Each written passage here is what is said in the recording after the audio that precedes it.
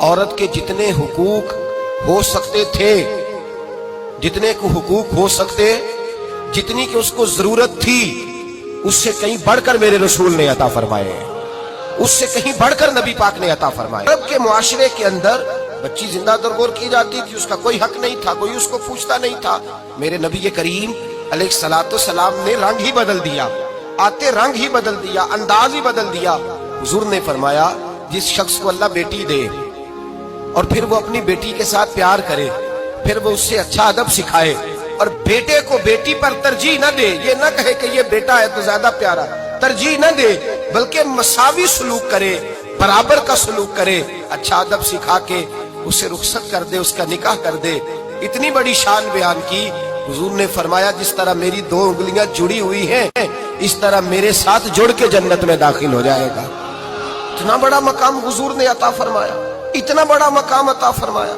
हजरत Ayesha Siddiqa रज़ी अल्लाह तआला अन्हा फरमाती है, मेरे पास एक औरत आई तो मैंने उसके साथ दो बेटियां थी उसकी, मेरे पास 3 खजूरें थी, मैंने उस बीबी को दे दी। 2 बेटियां थी। उस औरत ने क्या किया, मैं देख रही थी, माँ थी ना और बेटियों की माँ थी। उसने पहले एक एक खजूर दोनों बेटियों के मुंह में डाली और फिर जो खजूर उसके पास बच गई, मेरा ख्याल था ये खाएगी, लेकिन उस माँ ने उस खजूर के 2 टुकड़े किए और वो भी अपनी बेटियों के मुंह में डाले। हजरत आयशा सिद्दीका फरमाती है उसका अमल इतना हसीन था, उस बीबी के इस अमल के अंदर इतना हुस्न था कि मेरी आंखों में भी वो बात रह गई, दिल में भी रह गई, रूह में भी समा गई। उसके हुस्न और तासीर को मैं भुला न सकी। शाम तक वो कैफियत, वो अंदाज, उस औरत का तर्ज, उसका वो अंदाज मेरी तबीयत के अंदर बार बार मुझे उसकी तरफ मुतवज्जे करता रहा।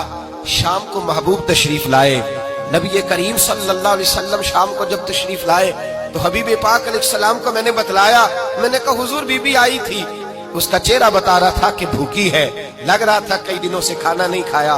3 खजूरें थी ही मेरे पास 3, 2 बेटियों को दे दी, वो खा सकती थी, लेकिन या रसूल अल्लाह सल्लल्लाहु अलैहि वसल्लम उसने खाई नहीं, वो भी खजूर 2 टुकड़े करके बेटियों में बांट दी है।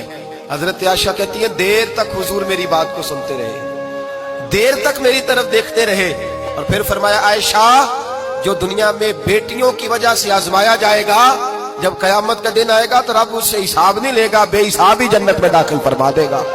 अल्लाह फिर उससे हिसाब नहीं लेगा जो बेटी के सबब से आजमाया जाए। यानी हुजूर ने बाप को कहा कि बेटी को मुसीबत ना समझना, अगर कभी उसके मेके से झगड़े का पैगाम भी आ जाए, अगर कभी दोबारा तुझे उसकी तरफ पलट कर जाना भी पड़े। मेरे नबी पाक सल्लल्लाहु अलैहि वसल्लम से किसी सहाबी ने कहा था या रसूल अल्लाह बेहतरीन सदका कौन सा है? हुजूर बेहतरीन सदका कौन सा है? वो मेरा माल जो अल्लाह के रास्ते में खैरात करूं तो रब मुझे ज्यादा अजर अता करे, वो कौन सा है? तो मेरे नबी पाक ने फरमाया अगर तेरी बेटी वापस लौट आई, तलाक की वजह से या बेवा होकर वापस आ गई और तुझे उस लौटने वाली बेटी पर कुछ खर्च करना पड़ा, तो तेरे रसूल का वादा यह है कि अल्लाह तुझे उस रुपए पर सबसे ज्यादा अजर अता फरमाएगा। इन्हें बोझ ना जानना, इनकी आजमाइशों पे परेशान ना होना।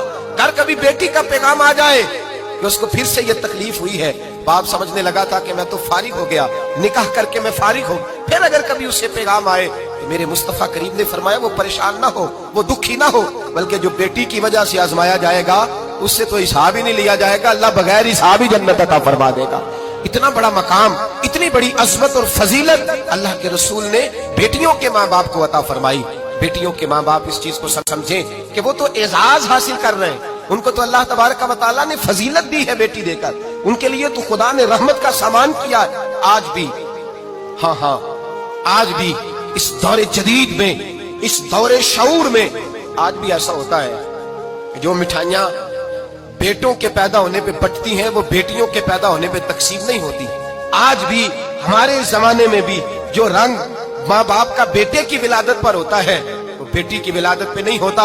ओ खुदा के बंदे, बेटा तो नेमत होता है, नेमत का हिसाब लिया जाएगा, और बेटी तो रहमत होती है। जब बेटी पैदा होती है तो समझ ले खुदा ने तेरी खताएं बख्श दी है, तेरे लिए रिज्क के दरवाजे भी खोल दिए हैं, रहमत के दरवाजे भी खोल दिए हैं। उसने तो तेरे ऊपर फजल किया है, यहाँ तो तुझे ज्यादा मिठाई बांटनी चाहिए।